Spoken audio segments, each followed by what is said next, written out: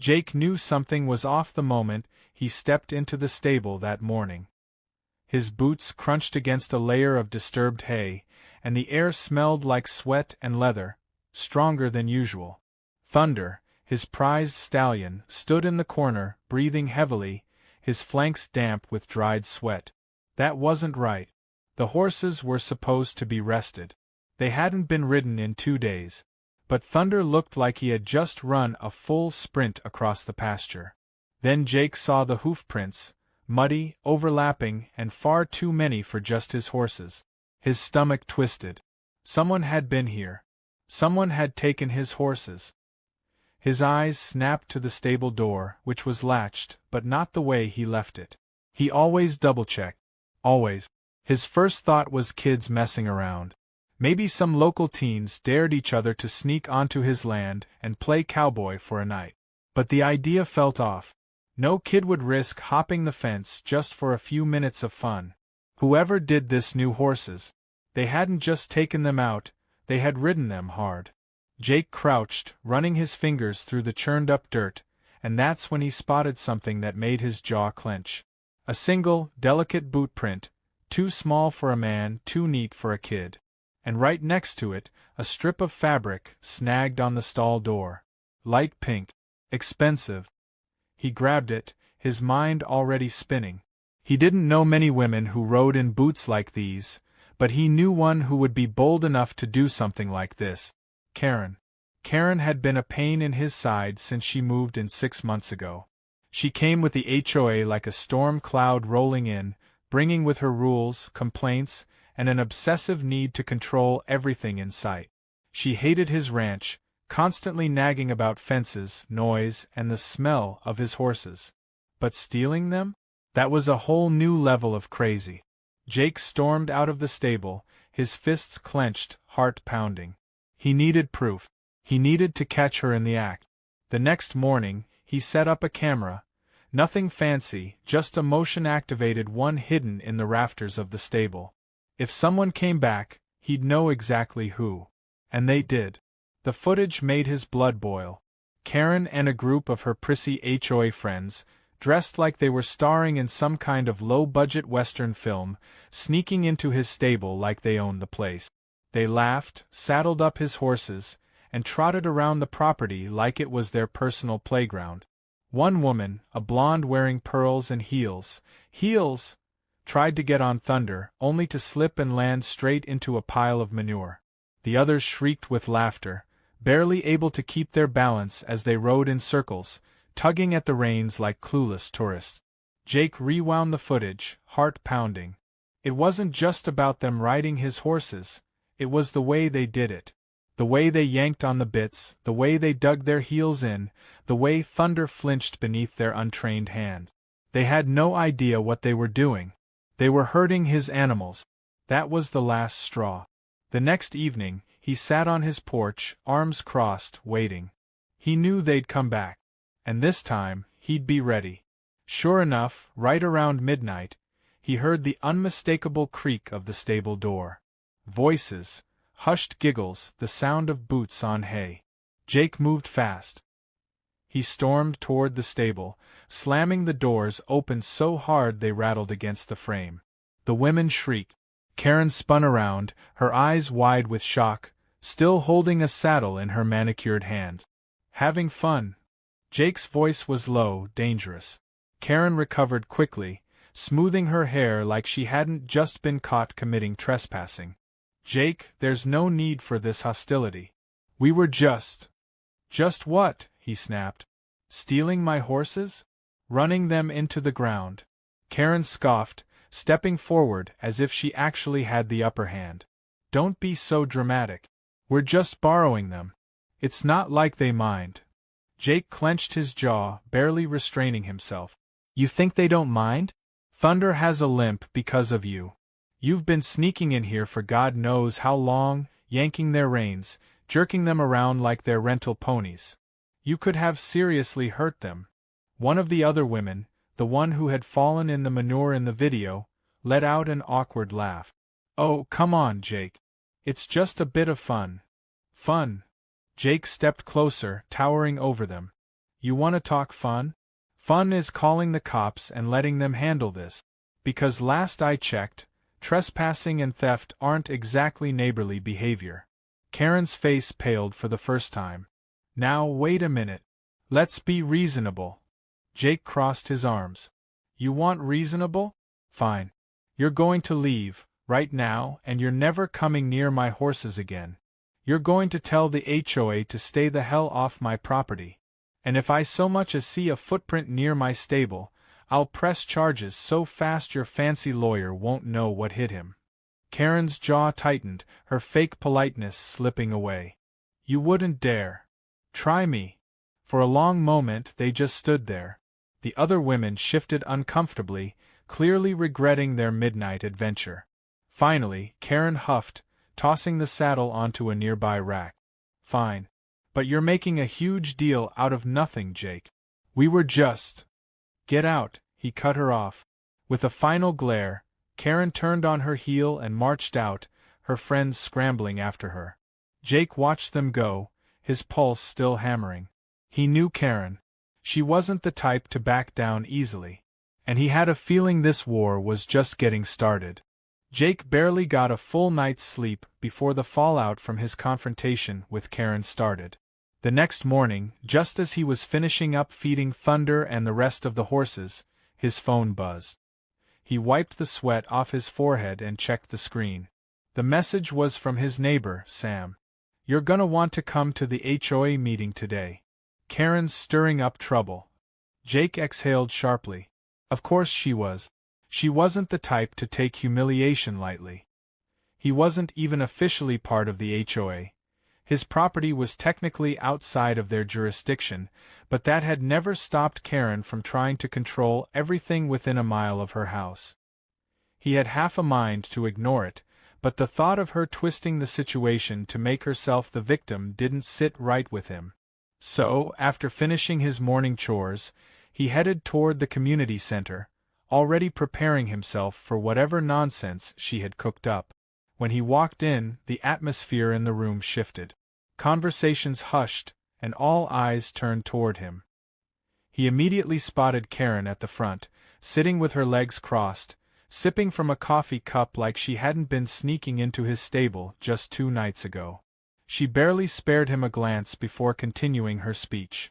And that is why it's important that we, as a community, ensure all properties adhere to the HOA's guidelines. Certain individuals are refusing to comply with reasonable requests for the betterment of our neighborhood. She smiled, a saccharine, practiced smile. And unfortunately, it's causing distress among residents. Jake crossed his arms, leaning against the back wall.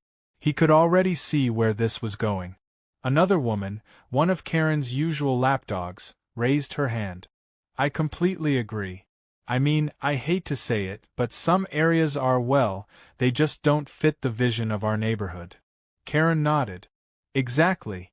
Which is why I propose a motion to require all properties within a certain radius of the HOA to meet our standards. That includes fencing, noise control, and, of course, the upkeep of animals. Jake let out a short laugh before he could stop himself. Heads turned toward him. Karen feigned surprise, placing a hand on her chest. Oh, Jake, she said sweetly. I didn't realize you were here. Yeah, I bet you didn't, he said. So let me get this straight. You want me to follow HOA rules even though I'm not part of the HOA? Well, she said, her voice dripping with fake sympathy, it's not just about you. It's about the community. We all have to make sacrifices for the greater good. Sacrifices like what? Jake asked, tilting his head. Letting you and your friends break into my stable and steal my horses? A ripple of murmurs spread through the room. Karen's smile faltered, but she recovered quickly. Oh, Jake, she sighed, shaking her head as if he were a misbehaving child. No one stole anything. We were just borrowing. Sharing. We thought you wouldn't mind. I do mind, Jake said flatly. And so does the law. Karen's expression tightened for just a second before she replaced it with another condescending smile. There's no need to escalate things, she said. I'm sure we can work this out like adults. Oh, I'm being plenty adult about it, Jake said. In fact, I've already spoken to the sheriff. He found it real interesting that a group of people were trespassing on private property and using animals without permission. Karen's face finally lost some color. The murmurs in the room grew louder, and a few people exchanged nervous glances. Jake pressed on. You don't like my horses? Fine. Stay the hell away from them. You don't like my ranch? Too bad. But don't think for a second you can walk onto my property like you own it and not deal with the consequences. Karen's lips pressed into a thin line. For the first time, she seemed to realize that she wasn't completely in control of the situation. But she wasn't going to give up that easily. Well, she said, regaining her composure, if we're going to talk about consequences, let's talk about the disturbances your horses cause. They make noise at all hours, they attract flies, and frankly, they bring down the aesthetic value of the neighborhood. Jake let out another laugh. Oh, so that's your plan? When stealing doesn't work, you're gonna try and make my life miserable another way. Karen shrugged. I'm simply advocating for the rules, Jake. You of all people should understand that. Jake could feel his patience wearing thin. He looked around the room, meeting the eyes of a few other homeowners. Not all of them seemed on board with Karen's plan. Some looked uncomfortable, others skeptical. He had an idea. You know what, he said. Let's talk about rules. Because if we're going to be fair, we should all follow them, right? Karen's expression shifted slightly. Of course. Great, Jake said. Then let's make sure everyone here is up to code. Let's make sure every house follows zoning laws. Let's check property lines, financial records, noise complaints, and, oh, I don't know, trespassing reports. A few people immediately turned their heads toward Karen. Her face remained neutral, but he could see the tension in her jaw. Now hold on, she said. There's no need to. I'm just saying, Jake continued, his tone casual but firm. If we're all about rules and fairness, let's make sure it applies to everyone. You included. The room fell silent. Karen's face had gone stiff. She knew exactly what he was implying. If she kept pushing, she might just find herself on the receiving end of the very regulations she was trying to weaponize against him. Finally, she exhaled and plastered on another fake smile. Well, she said, perhaps we can revisit this discussion another time. That's what I thought, Jake said, pushing off the wall. Now, if you'll excuse me, I've got actual work to do. He turned and walked out, leaving the room buzzing behind him. He knew this wasn't over. Karen wasn't the type to let things go. But for now, he'd made his point. By the time he got back to his ranch, he already had a plan forming in his head. If Karen wanted a war, she was going to get one. And this time, he wasn't going to just defend himself. He was going to make sure she regretted ever stepping foot in his stable. Jake had barely stepped onto his porch the next morning when he saw the sheriff's car pulling up his driveway. He sighed, rubbing a hand over his face. He knew this was coming. Karen was nothing if not predictable. If she couldn't win through intimidation or manipulation, she'd try to drag him into a legal mess just to wear him down. The moment the car stopped, Sheriff Dawson stepped out, adjusting his belt as he walked toward Jake. "Morning, Jake," Dawson said, tipping his hat. "Mind if we have a chat?" Jake folded his arms, already feeling the tension in his shoulders. "Let me guess." Karen called in a complaint. Dawson let out a tired chuckle. "You know it. She's claiming your horses are a nuisance and that you're creating a hostile environment in the neighborhood." Jake scoffed. "A hostile environment? She and her goons broke into my stable and stole my horses." "I know," Dawson said, sighing. "We've got the footage, and trust me, she's in no position to be making demands. But you know how these HOA types are. They think rules apply to everyone but them." Jake nodded, his mind already working. "So what's next?" "Well," Dawson said, leaning against the railing, "technically, we could press charges for trespassing and theft. But Karen's got a lawyer already pushing back, saying it was a misunderstanding, and that you had never explicitly told them they couldn't use the horses. He rolled his eyes. It's a weak defense, but if she drags it out long enough, she might get a slap on the wrist at best. Jake clenched his jaw.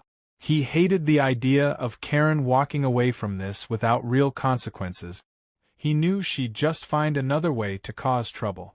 He needed to hit her where it hurt, her ego. All right, Jake said, a slow grin spreading across his face. Then let's play by her rules.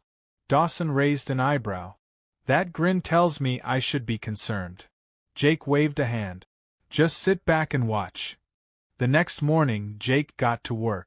If Karen wanted to play games with HOA rules, then he was going to give her a taste of her own medicine.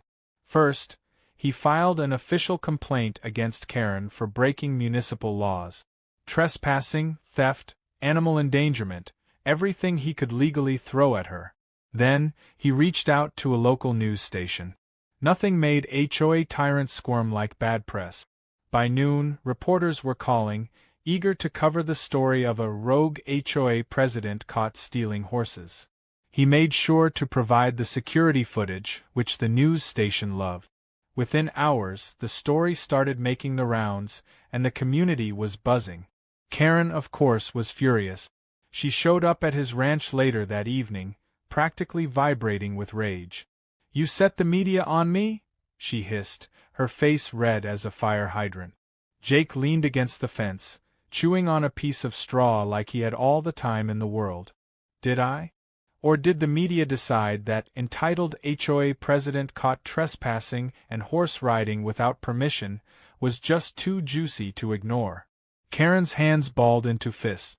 "You have no idea who you're messing with." Jake tilted his head. "That's funny.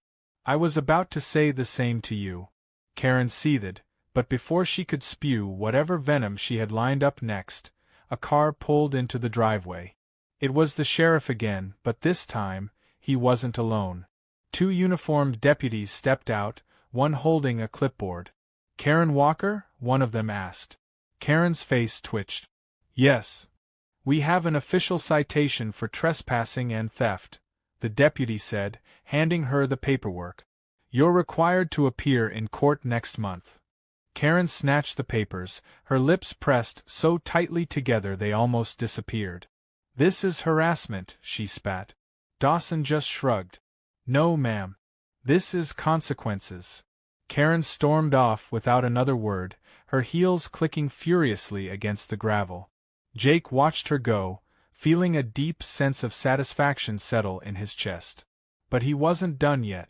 The next week, the HOA held another meeting, this time packed with residents who had caught wind of the scandal. Many of them weren't happy with Karen. Turns out, she had been overstepping her authority for years, enforcing rules that weren't real, issuing fines that went straight into HOA projects no one had agreed to, and using her position to intimidate neighbors. Jake sat in the back, arms crossed, as Karen tried to salvage what little dignity she had left. "This entire thing has been blown out of proportion," she insisted, forcing a smile. "We should be focused on unity, not division." An older man in the front row stood up. "Unity? You've been bullying half this neighborhood for months, and now you want unity." Another woman shook her head. "We've had enough, Karen. You can't just do whatever you want and expect us to fall in line." Karen's face paled. "Well, I motioned to remove Karen as HOA president," a voice called from the back. Karen turned sharply. "Excuse me." Another voice joined in. "Seconded." A murmur of agreement rippled through the room, and within minutes, a vote was held. The results were clear. Karen was out. Jake leaned back in his chair, watching as she sputtered in disbelief.